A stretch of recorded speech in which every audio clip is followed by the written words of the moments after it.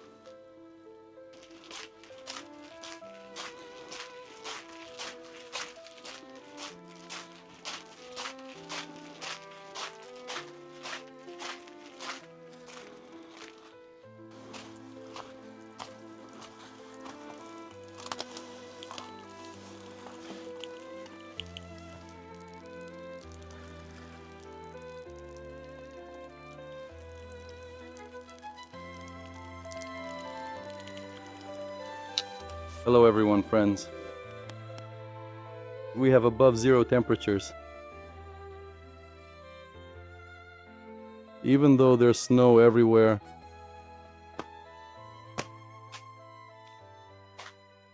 in some places it's even still falling. It's either foggy or snowing. plus 3 degrees Celsius.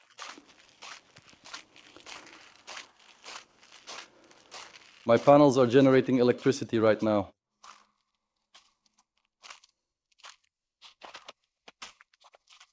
Strangely enough, it actually smells quite a bit like fresh wild mushrooms outside.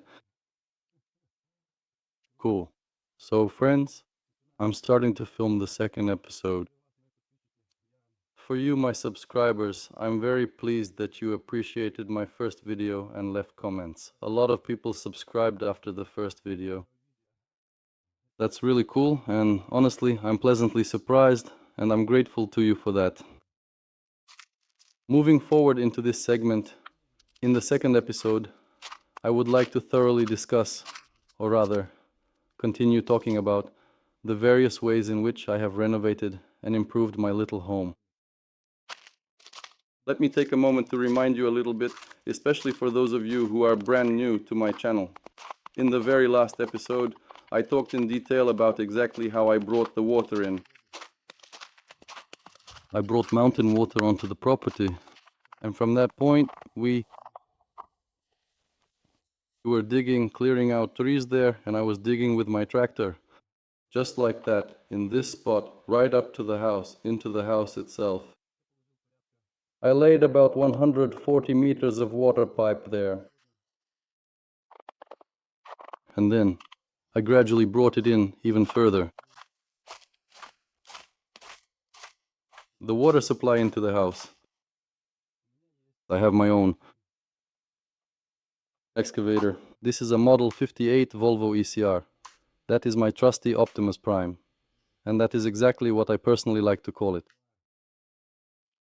In just a little while longer, I will explain to you in detail exactly how I work with it and what I do. For now, as I approach the spot where we finished the first episode, I'll tell you a bit about the equipment I have. Here I have this small loader. A little guy. I use it to transport small loads. It's very convenient. Basically, it's like a big wheelbarrow. It really helped me a lot during my construction. Here I have profiles for the future house, lightweight steel structures. I'll talk about that later as well. So, let's return to the exact spot where we previously finished our work. We left off right at the moment when, using this heavy-duty excavator, along with the help of one dedicated assistant, I successfully managed to construct the entire foundational and overhead structure of my large outdoor canopy from the ground up. In this location, the total house area is about 170 square meters. It extends about 20 meters in this direction and is roughly 8 meters wide. After we erected the posts for the canopy structure using my excavator, I also planted my lavender right over there. I've already started further over there. In order to lay the pipe, we need to run it all the way down to my plot, and then carefully plan the area near the house. Now we'll go down there together, and I'll show you a bit of that as well. I'll show you exactly how it looks, and give you a better idea of the whole project.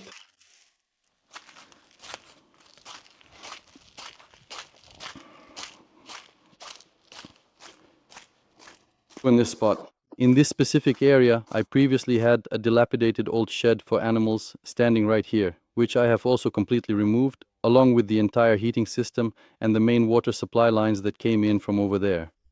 The blue hose is now almost entirely covered up.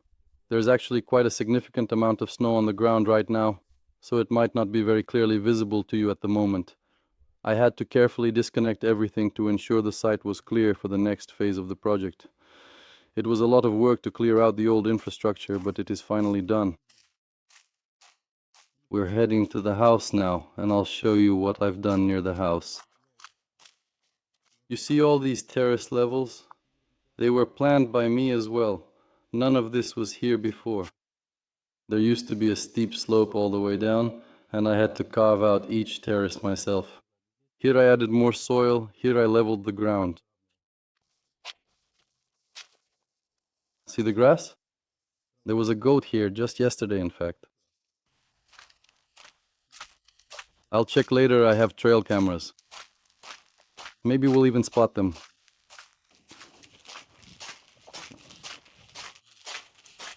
So what was really interesting about this area? From that specific spot over there, I created two different places where I can easily service the hoses.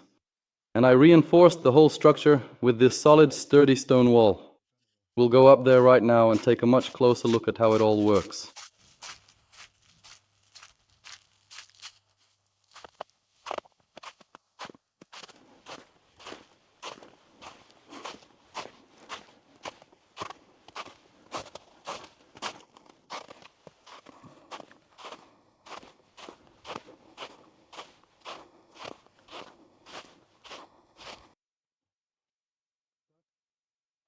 Here I have the second one marked out.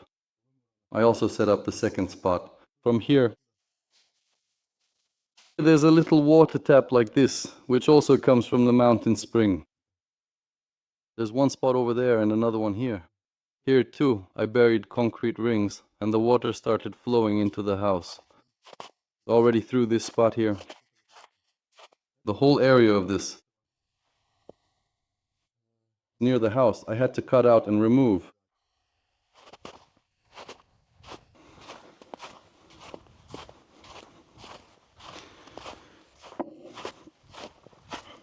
Once I finally managed to bring fresh water into the house, I realized that I suddenly had the luxury of consistent running water. I built this part here where the water comes in, and I set up all the utilities here. This is the spot where I ran the pipe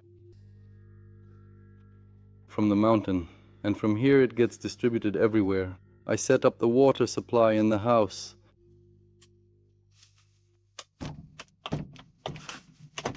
Take a look at this dedicated technical utility room located right here. It is a compact architectural extension, measuring approximately 5 by 2 meters, and it successfully created this functional entrance to the main house. It effectively keeps the warmth and heat inside the home very well, and there is always a convenient area where you can comfortably take off your shoes and neatly put your personal things away. Next, I got this kind of space here. This is my bathroom. There's a washing machine and a dryer here in the mountains. It's very hard to dry clothes because the humidity is so high, so you really need a dryer. The underfloor heating runs under the entire surface, including the shower cabin and all the floors in the house. It's a bit of a mess, but sorry, I'm showing it as it is. And the entire area of the house is covered by 10 circuits of underfloor heating, and hot water heats the house and provides warmth inside. Here we had to lay 70 square meters of tile across the entire area. The guys arrived, who installed the dry screed. It was hard to negotiate with them, because I had to haul in the machine that pumps the cement mixture myself. There were also some adventures with the Jeep. It almost rolled down the hill, so there were some problems. But we managed to haul it up, and they covered the entire surface with dry screed. Then I laid the tiles, and I ended up with this beautiful space. By the way, these large windows here, which offer a panoramic view, I close them at night so they don't cool down the house, because the glass acts like a big radiator, and at night it gets warm. I installed these windows right after the screed was laid. We cut out these sections and pushed out this wall.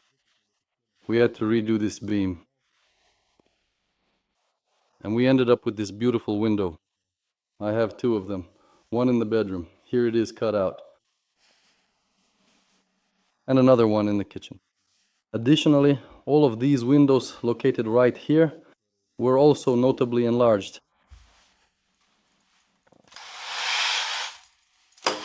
Because the original windows in this room were actually much smaller than these, only about this wide. So as a result, I had to carefully cut out this entire section of the solid wall. And then proceed to install these brand new full-sized large windows in their place. They're already energy saving. They keep the heat in really well. Everything works great. At the same time, I was building this fireplace, which also works great and heats the house if needed, but I don't use it anymore because I have a boiler room and I get heat through underfloor heating. The boiler room heats the floors, so now the fireplace is mostly just for decoration. I also made 2 racks for firewood, and that's enough for me for a whole week. So, if you keep adding wood like this, basically your house stays warm, but it's more of a backup heating system. I don't use it either. I haven't used it for more than 2 years. Now it's more of a decorative feature in my workspace. Friends, the place where I make videos for you. I also want to mention that right here, in this part, I have a stove. It's an old traditional home stove, and I modified it a bit. And in this section, I have a large 60-liter heat exchanger that I made from truck wheel rims. There's a pipe running through the middle, and when the stove is lit, it heats the water. This is hot water. It then goes further into the small boiler room, which I already showed you. And it also heats my floor. The first year, I heated my home using this stove, thanks to this hot water. I heated the entire floor throughout my house, and it worked. The only thing was, I had to add firewood very often, and take out a lot from there as well. Ash, I didn't really like that. So, this idea is good, but you can get a bit tired of it. My butterfly collection, friends. I really like butterflies. See how different they are.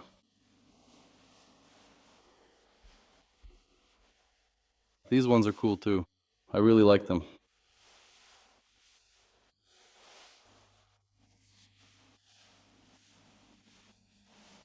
Now I'll show you these butterflies as well. I think you've seen them. When I was working out on the exercise machine, I really enjoyed looking at them too. I worked on the Royal Caribbean cruise line,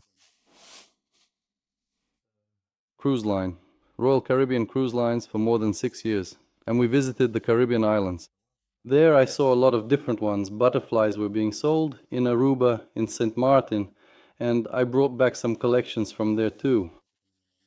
And you see, they remind me of how great it all was. Such cool butterflies, I really like them. Please give me your feedback, friends. I'll end my video here. I'm also curious how interested you are in seeing more of these videos. And there are a lot of things I've done here, but unfortunately, I can't talk about everything in just one video. I just, well, I don't have enough time to tell you everything.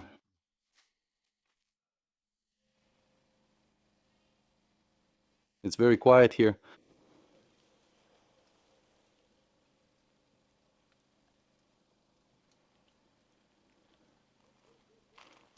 Somewhere in the distance, I can hear a generator running. There's no electricity in the country right now. It's been shut off, so that's why a generator is running somewhere. Well, as I previously mentioned to you earlier, I actually have my own completely independent and self-sustaining electrical power supply system. I decided to be independent from the government and all that, so I started installing solar panels even back when. And I started installing panels after the first year, as soon as I realized it was impossible to get electricity out here. So that's how it turned out that I'm completely autonomous. Ask your questions, friends. I think it'll be easier for me to edit the video this way. I'll tell you everything in order and add in some clips of things I've already done. You might find it interesting, maybe even pick up some tips. And now I'll show you my boiler room, so you can also see what provides heat for my little house. I also built it all myself, from the foundation to the entire electrical and water supply system. So right here is my main boiler room area, and you can clearly see exactly how it is currently set up. This specific unit over here is my primary power supply, which is a robust 8 kilowatt inverter unit.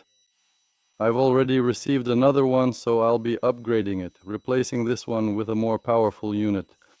Here I have a solid fuel boiler, 30 kilowatts, a pyrolysis heat accumulator that heats my house, 1.5 tons, a manifold group, and a complete water supply system with 3 circuits that run across the property, and the heat goes directly underground. My little house is 65 meters away, and the heating pipeline runs underground to it. It's made from a factory sleeve, a 100 millimeter sleeve filled with polypropylene pipes, size 25, and they circulate hot water to the house and back. I also brought water here from the mountain, and here it fills up for me. So, as they say, friends, that's how things are here in the mountains. So, leave me your comments, friends. I'm very grateful for your support. I'm thankful that in such a short time, after just one video, you gave me such great feedback. I'll keep trying to film more and share how I did all this. We'll go through all these construction moments together. I'm doing everything with my own hands, so you'll be learning along with me because I don't know everything yet myself. As they say, I'm not a magician, I'm just learning. That's all for now, bye.